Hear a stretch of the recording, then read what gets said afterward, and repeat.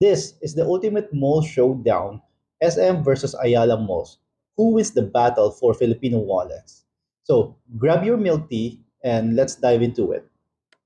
In the blue corner, a shopping titan born from selling cheap shoes. And in the red corner, a century old empire that sells luxury brands. Round 1.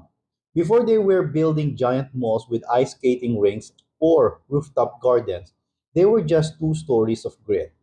For SM, it all started with Henry C. selling surplus shoes in Carriedo, Manila. His goal? Bring affordable fashion to the masses.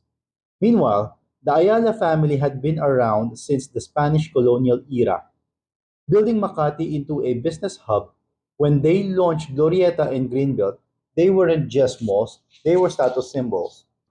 Two founders, two vision, one hungry market. Round 2, SM strategy, scale, volume, and visibility.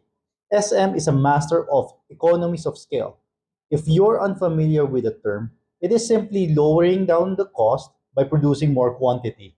Ayala's game, experience, ambience, location. They did not build malls, they built lifestyle centers. Think of alfresco dining, jazz music, art gallery, and nightlife. SM attracts the masses, while Ayala caters to the classy. Round 3.